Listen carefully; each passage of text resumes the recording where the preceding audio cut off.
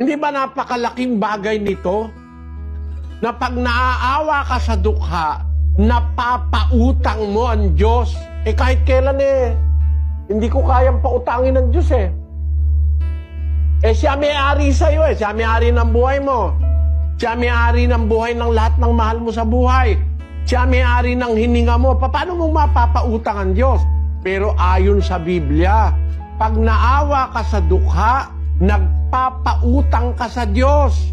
Kaya yung mabuting gawa, yun ang dahil kaya tayo ginawa ng Diyos Tayo'y kanyang gawa, nilalang kay Kristo Jesus para sa mabuting gawa. Alin yung isang mabuting gawang gagawin natin?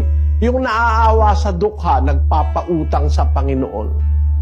At meron kang katiyakan, pag ang Diyos ang nangutang, hindi pwedeng hindi ka babayaran. Babayaran ka niya. Sa panahon na darating, babayaran ka ng Diyos. Walang paltos yun. Ginawa mo isang maliit lang na bagay, babayaran ka niya malaki. Hindi na kailangan ng sasabihin mo, 20% Diyos. 1,000,000,000% ang patubo ng Diyos sa'yo. Pag gumawa ka ng mabuti, pakinggan nyo sa isang talata ni Mateo, Kapitulo 10:42. Ganito nakasulat. At sino mang magpainom sa isa sa maliliit na ito ng kahit isang sarong tubig na malamig dahil sa pangalang alagad, katotohanang sinasabi ko sa inyo na hindi mawawala ang ganti sa kanya.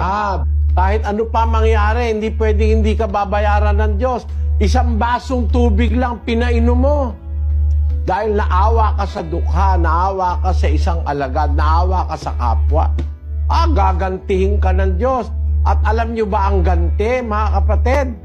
Basahin natin ang Mateo 25:34. Basahin natin.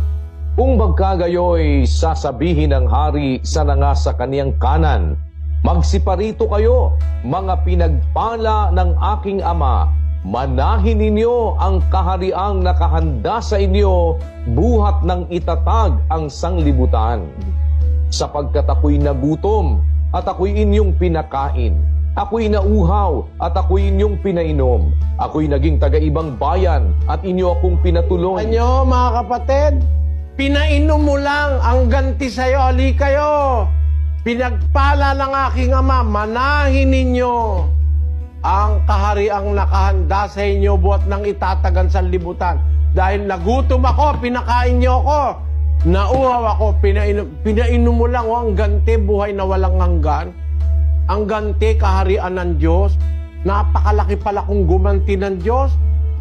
Pagka gumawa ka ng mabuti sa kapwa, pinapautang mo ang Diyos. At pag ang Diyos ang nagkautang sa'yo, babayaran ka niya. Walang walang paltos yun. Pagdating ng araw, babayaran ka. Hindi maaaring magkabula yun. Kaya mga kapatid, tandaan nyo, ginawa tayo ng Diyos para gumawa ng mabuti.